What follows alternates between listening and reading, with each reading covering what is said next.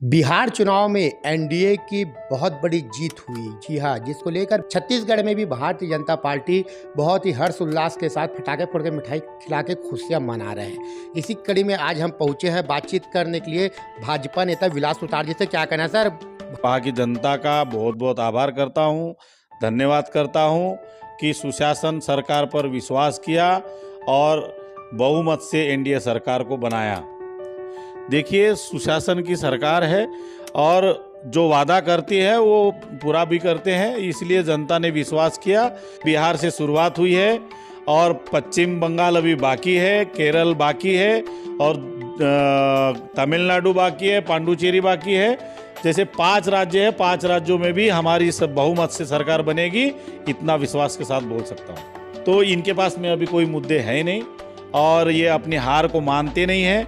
ये शुरू से इनकी आदत है और किसी न किसी पर टिकरा फोड़ेंगे। ईवीएम खराब है, ये खराब है, वो खराब है, लेकिन आप स्वयं खराब हो गए हो, इस बात को उनको चिंतन करना चाहिए और इस पर विश्वास करना चाहिए।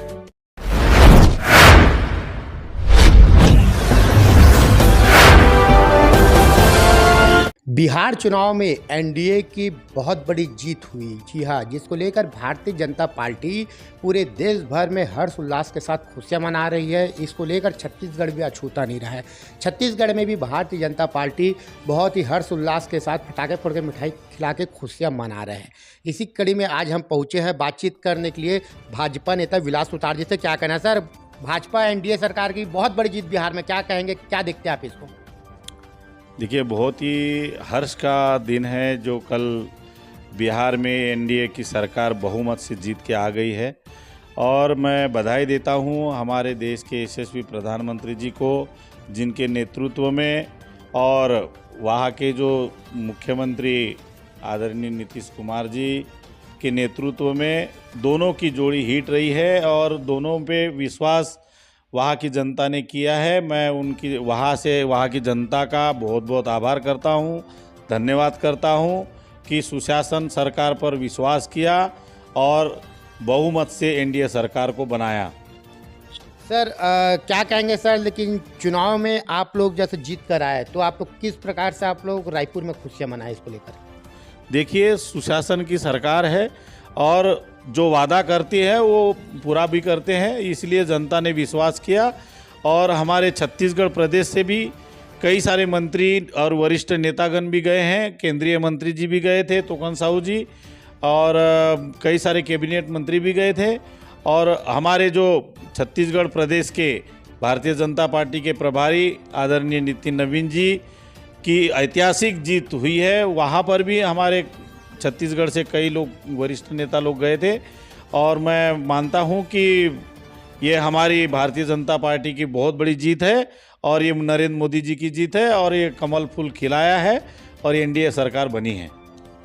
आने वाले साल में सर 5 राज्यों में भी चुनाव है, विधानसभा चुनाव है, जिसमें बड़े बड़े राज्य है, तमिलनाडु, केरल, इधर आप मेघालय को ले लो, ऐसे बड़े बड़े राज्यों में चुनाव है, पश्चिम बंगाल में चुनाव है। क्या लगता है सर, ये चुनाव प्रभावित करेगा आने वाले चुनाव को? बिल्कुल, निश्चित रूप से ये अभी शुरुआत है, बिहार से शुरुआत हुई है और पश्चिम बंगाल अभी बाकी है, केरल बाकी है और तमिलनाडु बाकी है, पांडुचेरी बाकी है। जैसे 5 राज्य है, 5 राज्यों में भी हमारी सब बहुमत से सरकार बनेगी, इतना विश्वास के साथ बोल सकता हूँ। सर वही छत्तीसगढ़ के पूर्व मुख्यमंत्री भूपेश बघेल जी का बड़ा आरोप है कि बिहार चुनाव निष्पक्ष नहीं हुआ है, जो निर्वाचन आयोग है वो निष्पक्ष चुनाव नहीं करवाया, कहीं ना कहीं धांधली का भी आरोप लगा रहे हैं। क्या कहेंगे आप? देखिए, इनके जो मुखिया है अभी गायब हो गए हैं और कल से लेकर आज तक उनका कोई भी स्टेटमेंट आपने देखा कोई भी चैनल में दिखे? तो इनके पास में अभी कोई मुद्दे हैं नहीं और ये अपनी हार को मानते नहीं हैं। ये शुरू से इनकी आदत है और किसी न किसी पर टिकरा फोड़ेंगे।